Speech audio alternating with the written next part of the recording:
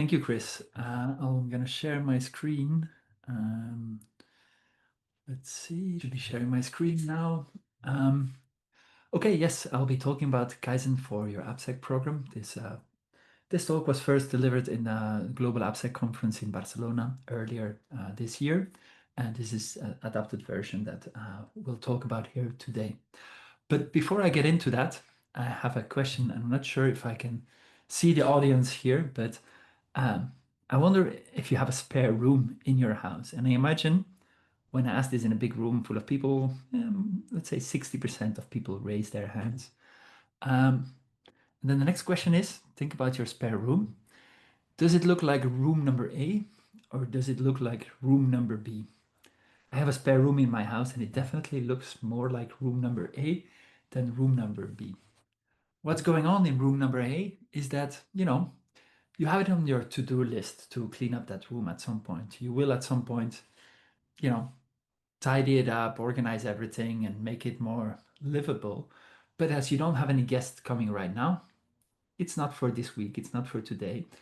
And you might as well put another box of stuff there that you need to get out of the way. And like that, it just keeps on piling up. And as it keeps on piling up, the problem with the room becomes bigger and bigger, and therefore the likeliness of you wanting to take it on becomes smaller and smaller until maybe your mother-in-law comes over for a few days visit, and then you will have to. Um, Another thing that is somewhat similar to this is what I would call surface creep. I don't know if close to your door in your house, you have kind of like the top of a cupboard or a kind of table where you keep your car keys and maybe gloves and shawls and glasses and more and more and more and more things. And actually, all surfaces in a house have a tendency to get occupied by things if you don't keep them organized and clean. Um, you may be wondering where I'm getting at with all of this. Well, this was my personal journey of how I got onto Kaizen, but I'll get to that first. I'd like to introduce myself. My name is Dag Flachet.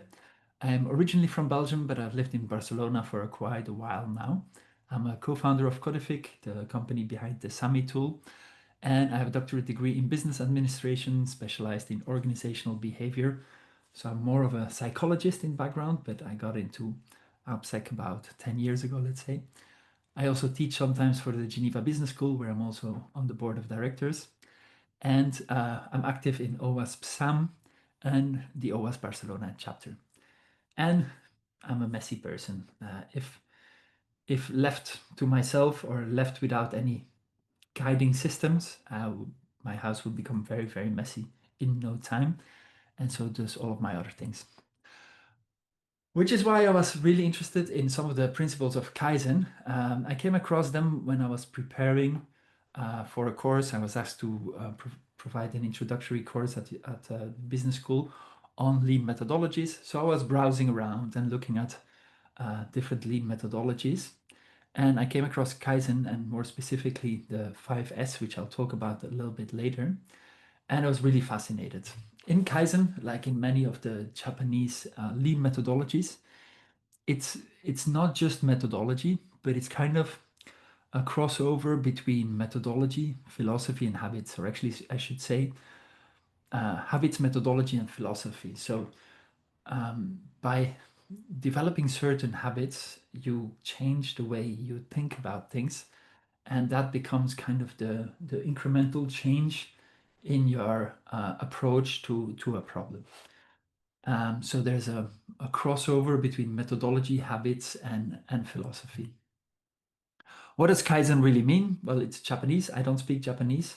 I also don't know if this is actually the right science, but somebody who speaks Japanese told me it is. But it's the combination of the words change and good. So it is good change or change for good, literally. Like most quality control systems, you typically have a circular thing, It is not a linear improvement process, but it is something that you keep on repeating.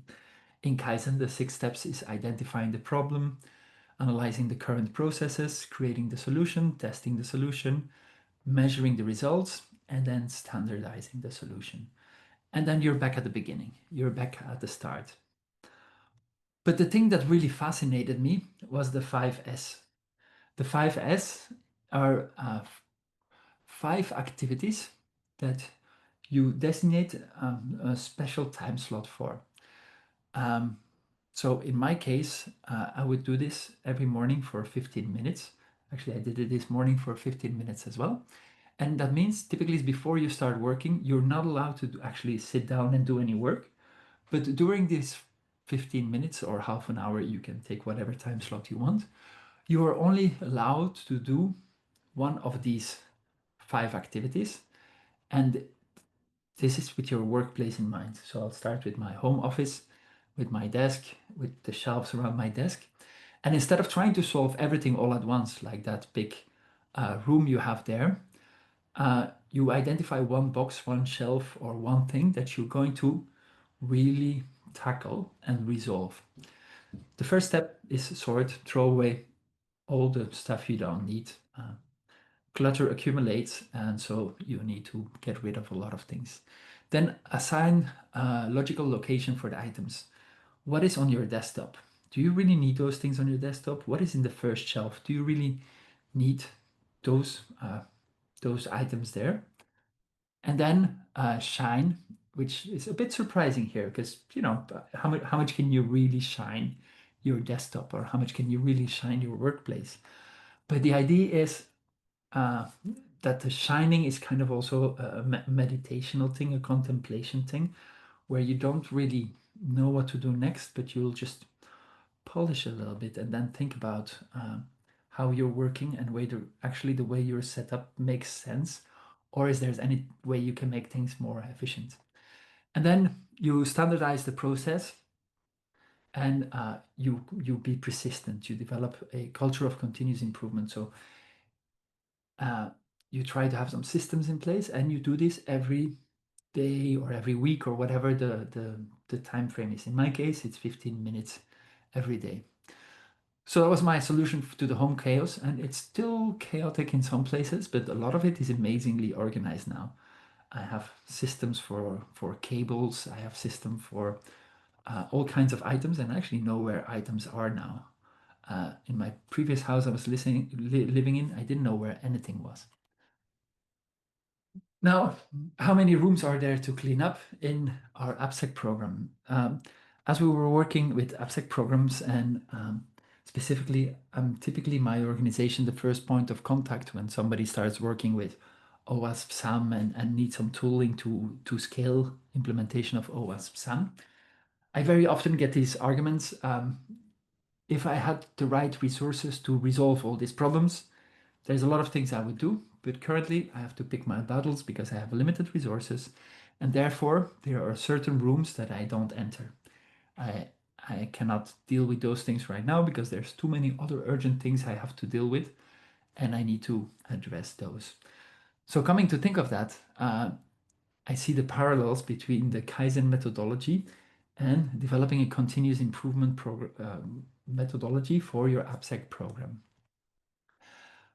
Another problem that arises is that we're kind of putting out fires all the time. Yes, you would like to iteratively improve your application security program, and you would like to do all of these things, but there's always something that's on fire. Something came out that some process is not up to par, some people didn't do their training, some threat modelings weren't done correctly, and you're running after all kinds of activities that you need to do. Whereas you solve one thing, you go to the next thing, and meanwhile, other things start to degrade, and you lose track of everything being well under control. So that's where the value of a framework such as OWASP SAMM or OWASP DSOM really comes in. SAMM stands for Software Assurance Maturity Model, and it is a structured inventarization of all the best practices you should be doing. And it's structured as a maturity model. So for all of these 15 activities here, there are 3 levels of maturity. There are also 2 streams, so there's 30 activities in total. And basically, it's like the catalog of all the things you should be doing, but then not just like binary, like you did it or you didn't do it, but it goes from you didn't do it at all, to you have it a little bit, you have it really well, and you have it world-class quality deployed. And it has the quality criteria for everything. So with that, it allows you to keep track of everything you're doing, and it allows you to quantify those little shelves, boxes, or things that you can address all at once, while keeping an eye on the other things not to drift. So what are the advantages of the maturity model? Well, a lot of ISMS may be built around compliance frameworks like ISO 27001. But then if you get compliant with ISO or you get compliant with SOC 2, then what? Where do you go from there? Whereas with the maturity model, you can really build roadmaps with different stages, depending on the level of maturity and also depending on the risk context of the application and the business environment that you are in. So you can really fine tune the objectives and the investments to the environment that you are in. The other thing which is really good with this finite, and it looks quite big, but in the end it's not that big. It gives kind of like a common vocabulary and a common taxonomy to the people at the organization in order to see the map of where we are and what the activities are, what we are supposed to be doing, and what the quality criteria of having done something properly are. That way, if different teams are self-assessing how well they're doing on application security, they come out with comparable answers instead of having a subjective narrative saying we're doing very well because we did a lot of threat models, or we have security champions in place and therefore things are good. And as I mentioned before, we can break things down into small steps, and that makes it really good for something like a iterative approach like in Kaizen. And it is the map of the situation, the map of everything that's going on and where we are and where we are going. Another advantage here is that if all the teams have visibility on the whole map, they don't need to know everything on the map, but you can show them the scoring and you can show them how the scoring of the team, business unit, or whatever the scope is improving over time. And this creates more buy-in for different requirements being given to them at different times.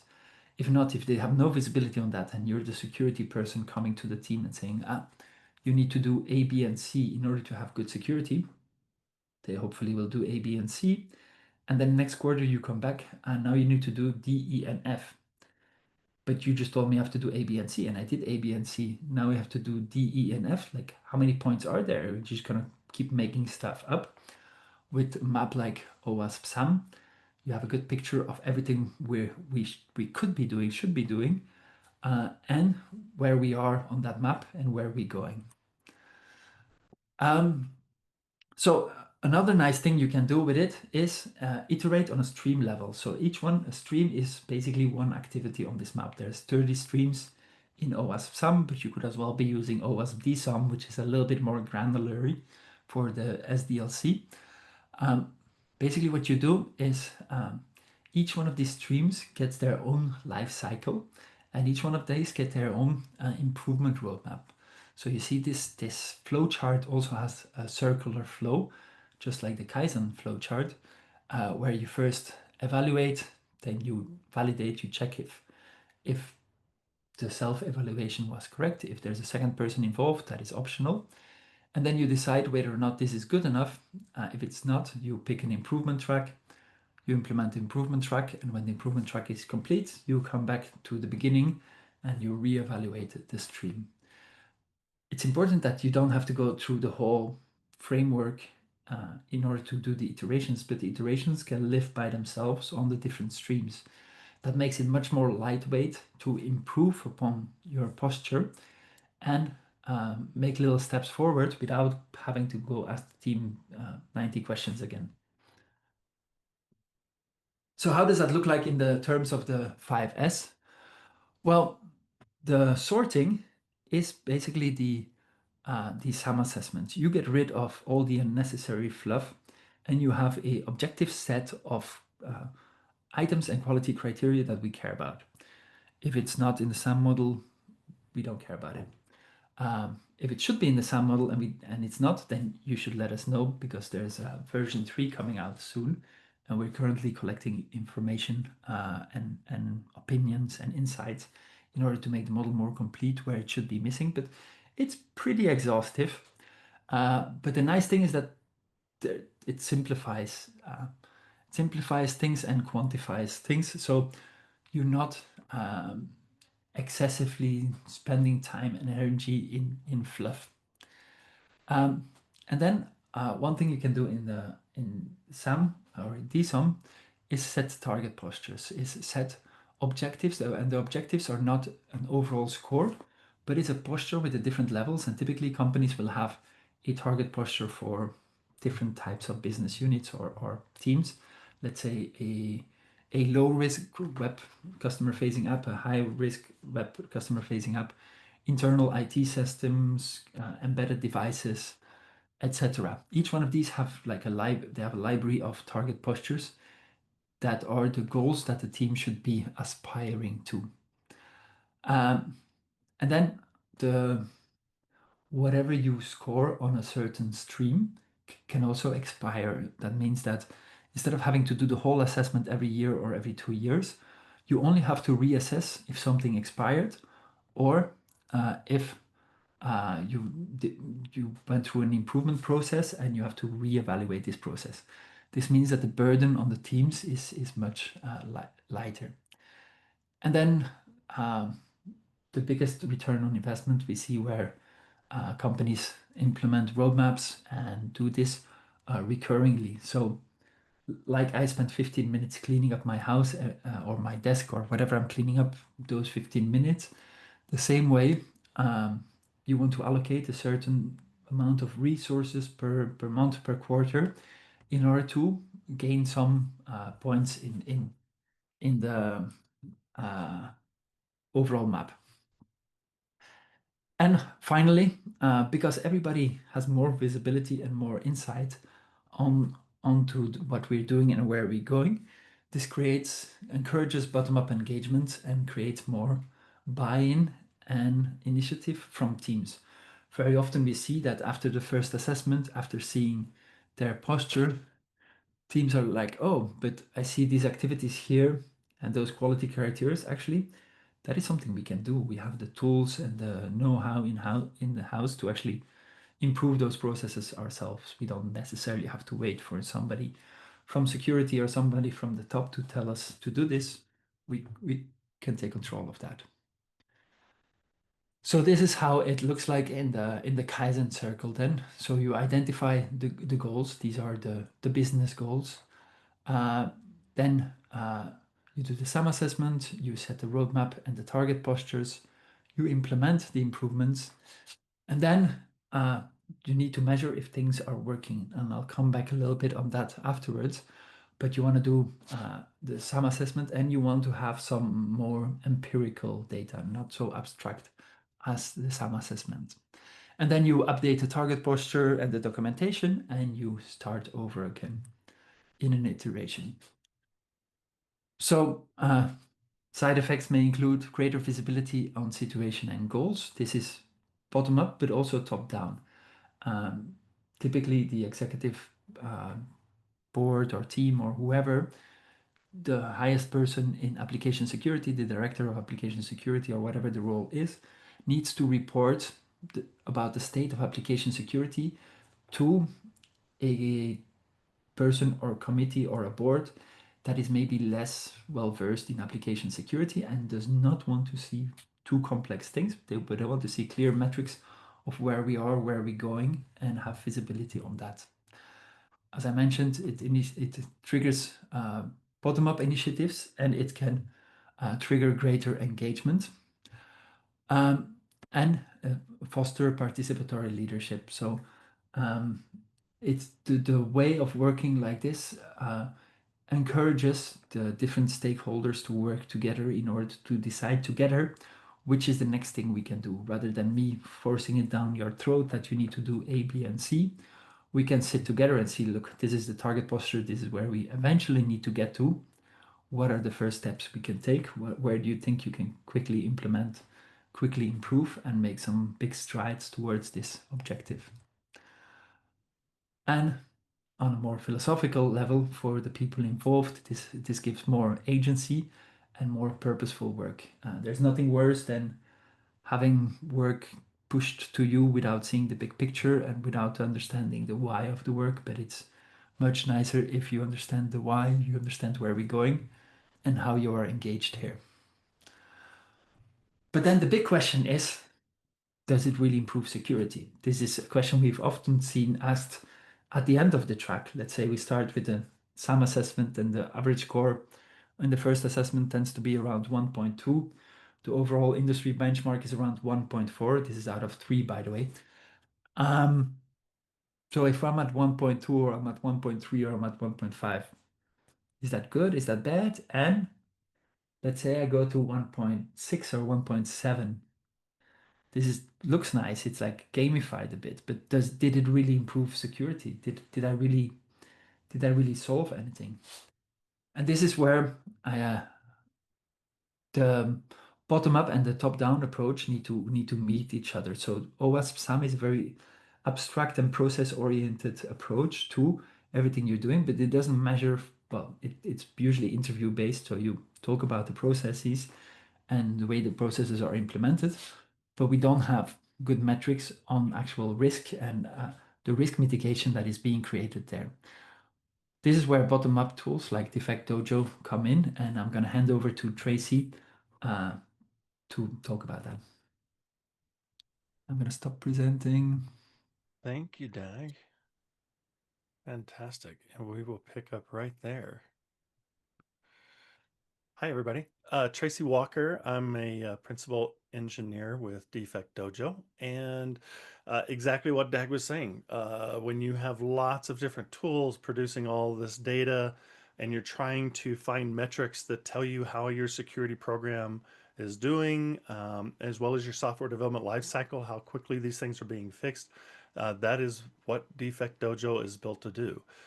Most of our users are suffering or before they start using Defect Dojo, there's a lot of pain. Usually you've got lots of different tools performing scans throughout a development lifecycle, and you're probably trying to track all of those things in a spreadsheet or various tools.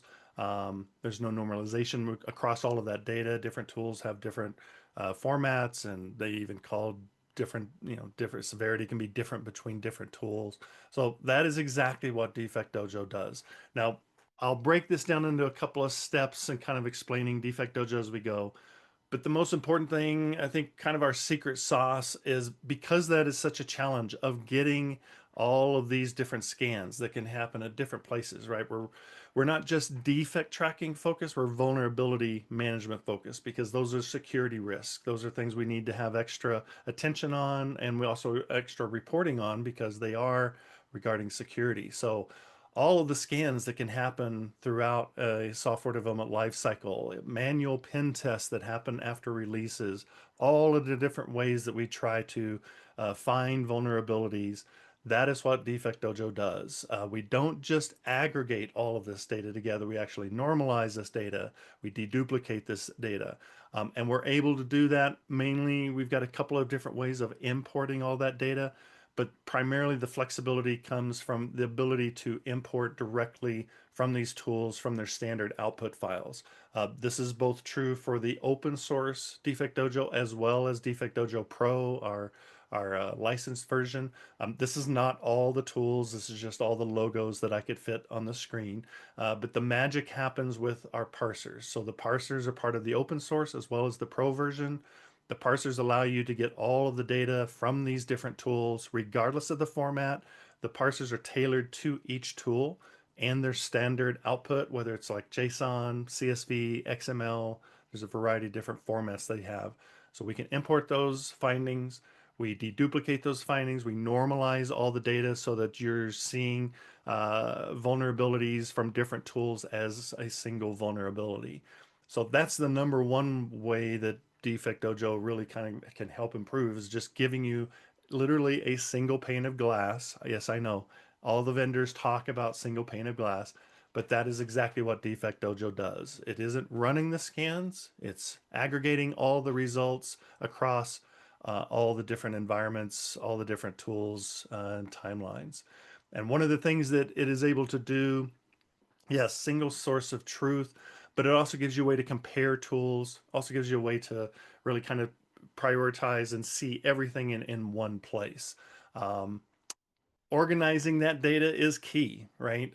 Because that's how your reporting is going to work. And then in the case of Defect Dojo, all of these automation capabilities, like the deduplication, are back single pane of glass. So users only see the data that they're supposed to see. You can actually kind of separate data for different teams and things like that.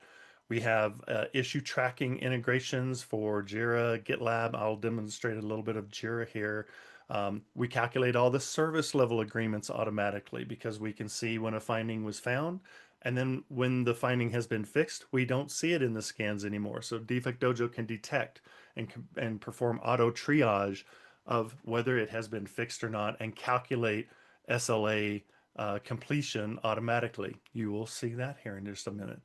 So lots of different automation as well as just the way we're organizing all of that data so that it's flexible and can work in any environment because every environment is definitely unique. I just mentioned the integration. So the open source does have an integration with Jira. We've just added 3 new integrations for Azure, GitLab, and GitHub, and more integrations are coming because again, you want to continue using probably the issue tracking system that you're using, but you also still need to have a place where you can see just the security vulnerabilities, things that are not just regular bug fixes and things like that. So let's talk a little bit about Defect Dojo. So I'll just kind of give you a quick tour. You're looking at the executive dashboard or our main dashboard here. All the tiles up here at the top you can customize. And again, this is RBAC controlled. So the thinking here is that someone in the security organization could customize these tiles to what your organization needs to focus on. Everybody who logs into Defect Dojo would then see just their data on these tiles. We have a fresh new UI in the new version. And we have lots of different metrics pages. So remediation insights, program insights, which would highlight all the automation and all of the coverage that your security program has. Efficiency increases, like for example, the import automation. We want to automate all of this stuff. We want to get rid of all of that manual swivel chair working of having to create findings and things like that. Of special interest is our priority insights. So the priority insights allows us to calculate prioritization based on your environment. It's really a blend of information that comes from the findings. Do I have? I do. Here's how we're calculating those findings. Every finding gets a base score, and also it gets an EPSS score. So Defect Dojo Pro updates EPSS. That's your predictive context of this vulnerability is being used in attacks. So if it's being used out there, that's what EPSS gives you, is a predictive score that if it's being used in attacks, it probably is going to hit you as well. The KEV, known exploitable vulnerability, so if it has been exploited or not, endpoints. So all of these come from your scans, the blue dots and the severity. And then you can tailor your business context. So your criticality, user records are involved, revenue. So you're able to tailor these components. Those all contribute to that score. They'll amplify that risk, and that will give you a way to look at your risk and severity. So that's what comes up with the urgent risk. So this is tailored and customized to your environment, which is one of the key elements of SAMM, of being able to prioritize things based on the business context or the exploit ability of those findings. And you can see the prioritization down here and how that's kind of calculated. So these are the ones we want to focus on first. So that's just the prioritization there. As I mentioned, getting data into Defect Dojo is really one of the keys because there's so many different formats and tools and automation, all that. So we make that really easy. We've got a universal importer, which runs out of the command line and you can push findings. We have API connectors, which allow you to connect directly to tools and pull the findings. So there's just lots of ways. We have a universal parser, which allows you to customize. Um, Let me give you an example of this. So maybe I don't like one of the parsers, or maybe we don't have, of the 200 plus parsers that we have, my parser. So you can create a custom parser for any CSV, XML, or JSON. You can create a custom parser for that and do a custom mapping as well. So I can map my title, severity. I'll just grab the first three here, and maybe description. Maybe I grab some extra fields for that, and then it'll show you how it would parse that file. So again, any CSV, JSON, or XML, I can save that, and then I can use that for importing. So lots of different ways of getting the data into Defect Dojo.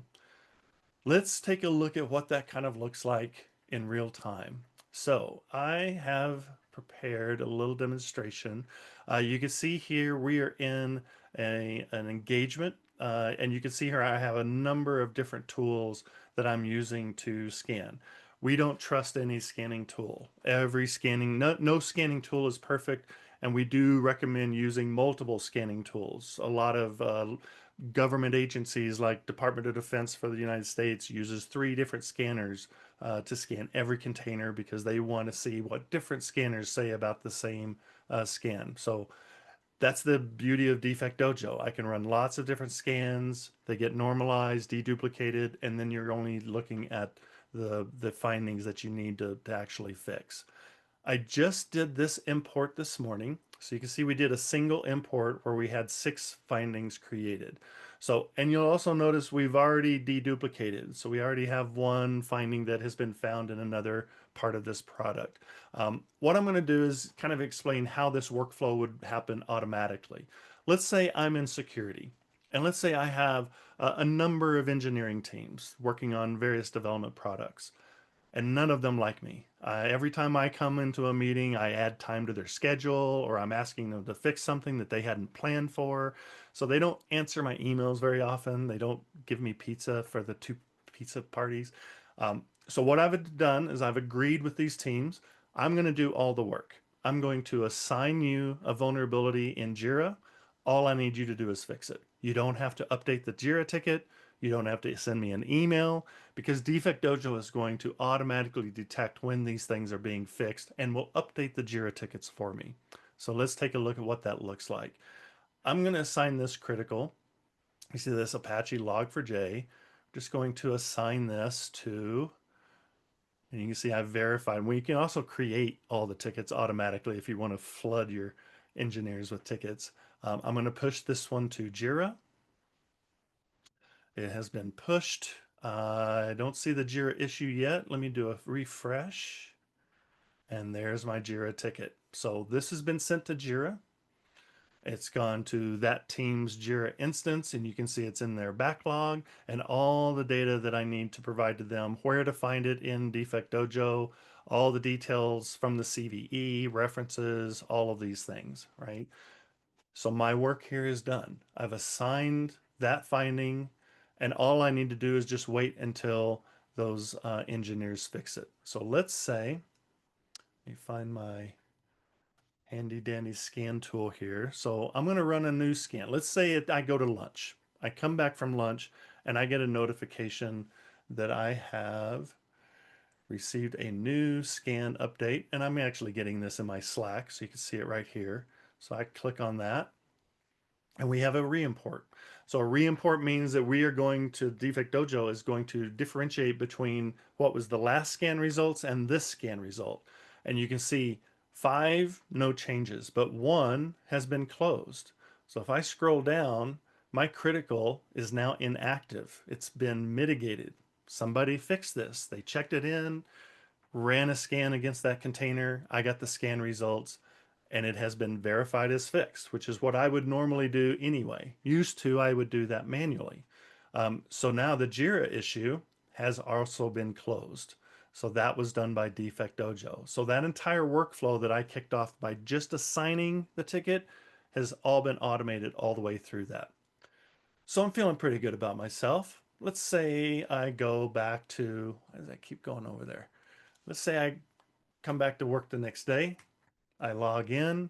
I see that I have a new notification. Very timely. I click on that notification and I have another scan. Okay, cool. Oh, good. They've closed two more findings. So we've detected that, but one has been reactivated. Uh-oh.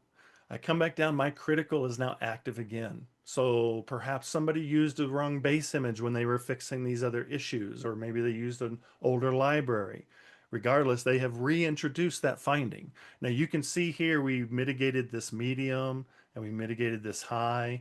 And also notice the mitigated here. So my SLA on those has been set.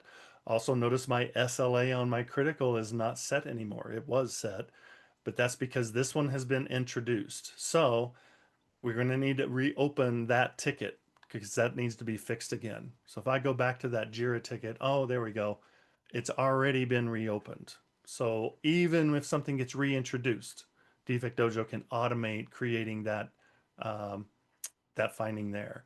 Let's do one more import. So again, these imports are coming, scans are happening every day, every week. And so every time a scan happens, queue the scan. I click to Defect Dojo. You can see we did another re-import. Two more were closed. I scroll down. My critical has been mitigated again, which means we should have closed that ticket, which we have done again. And we can go round and round on that, right? That Jira direction integration, all of these integrations can be bidirectional, which means that if somebody closed the Jira ticket and then we discovered that it was not really closed, we would just reopen that ticket. And you can see here the SLA and the mitigation. So all of that critical data that you need to run metrics, to populate all of these things like remediation insights.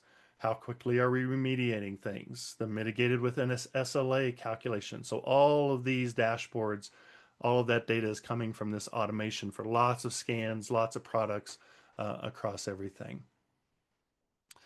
Let's see. I think I had one more thing to kind of introduce that we're really excited about because, yes, there's custom reporting, there's dashboards, but sometimes you really need deep insight. And we have just recently announced a support for MCP server for Defect Dojo. If you're not familiar with MCP, you're probably familiar with all the AI tools like ChatGPT, Claude, all the LLMs, DeepSeek, so these large language models.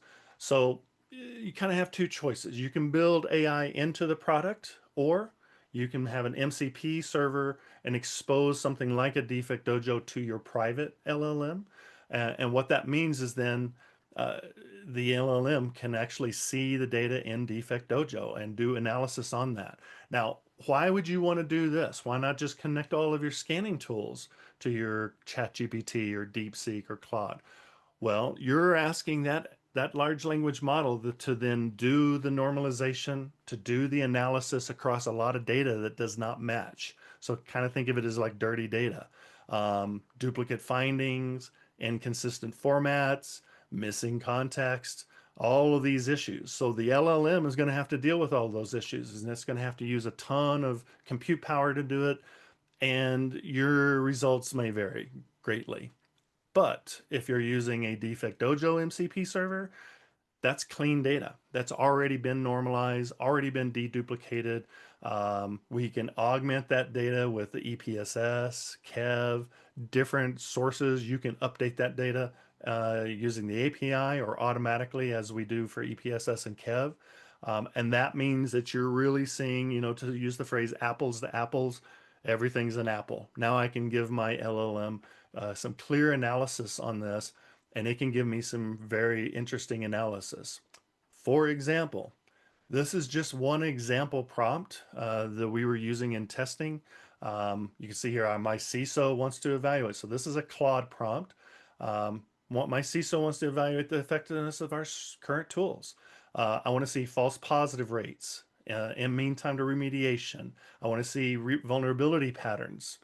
developer team performance comparison, recommendations for tools that I should use, training gaps. What things should I be training my teams on? How about a cost analysis of the tools that I'm using today? This is just one prompt that I'm giving Claude, and here is the result that that thing gave me. So here's the actual report that that produced. Now, this is on fake data, which is interesting. One of our environments has a lot of Mario Kart and Donkey Kong and a lot of video game data. And it gave us specific recommendations on tools to use for gaming environments because it was gaming data. It just interpreted that. So my executive summary, all my false positives, my current state analysis, this is all one response from that. My critical findings, things to work on. Cost benefit analysis of using different tools. Maybe you want to consider using some of the open source free tools.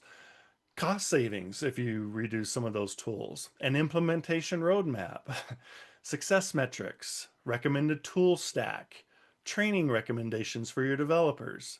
And at the very bottom, I think, yes, we got some risk mitigation, conclusion, and then your expected outcome. That's from one prompt. So obviously, it's pretty exciting what you're going to be able to do with AI and LLMs, but it's even more exciting when you're able to prepare that data by doing all of the things that Defect Dojo is already doing. So this just empowers all the work that you're doing to aggregate all those results into one place and to show those results off with additional tools. I think that is right up about what I was hoping to show today. So I may be turning this back over to Dak. Any questions so far? All right, Tracy, thank you very much. I love how everything comes together in one place and that gets deduplicated and yeah, aggregated, and we can keep track of everything in one place. That brings to mind, where did I? That got me remembering another methodology that the Japanese like to do that originated in Toyota is to ask why 5 times. Um, they started at Toyota at the production facilities where they were looking at defects and they don't want to have defects, or if there are defects, they want to catch them as early as possible, which is kind of like the same as shift left what we are doing here.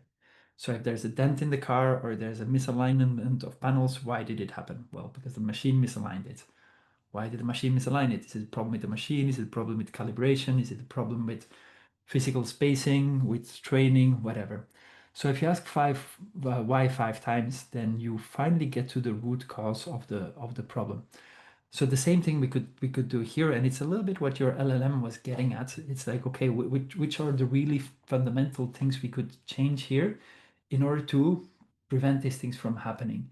Yes, okay, so you could ask, why did it have a critical vulnerability? It was a log4j vulnerability that was in the Apache server. Why am I getting that? Why don't I have a good inventory of all of the components? Is it because I don't have a good inventory of all the components I have? Is it because I don't have good SEA scanners? Is it because I don't have an approved set of components that developers are allowed to use? And so if you keep asking the questions, eventually you'll come back up to the SAMM practices and the things you need to invest in. A little bit like your LLM was also suggesting, what are the underlying trainings or the underlying process changes, tool changes that may actually lead to a significant improvement here. But the nice thing is also that it goes both ways. So it also goes the other direction. If you did invest in new tooling and you did invest in new training and so on, you could measure how many less critical vulnerabilities, how many less risk exposing incidents have happened proportionally to whatever is relevant. And thereby you can demonstrate ROI on the investment you're making from a process level. Um, this is something that we've seen happen in very large corporations. There are some internal metrics for those corporations, but I'm not allowed to share them. But if anybody in the audience would like to do a kind of an academic exercise around this and like demonstrate how different changes in processes actually show different vulnerabilities happening down the line, then we'll be very happy to do that. Please reach out to me. So to come back to the conclusion, with the Kaizen techniques, we turn the big problems into small steps and we make an iterative improvement process in order to grow forward. We can systematically iterate towards better security, and we rely on vulnerability measurements to see impacts and to demonstrate return on investment of those improvements in processes. That was our talk for today. Thank you very much for joining. I saw there were some questions that went into the chat. I don't know if, Chris, you want to go over them. I've read them actually, so I could jump into them if you like.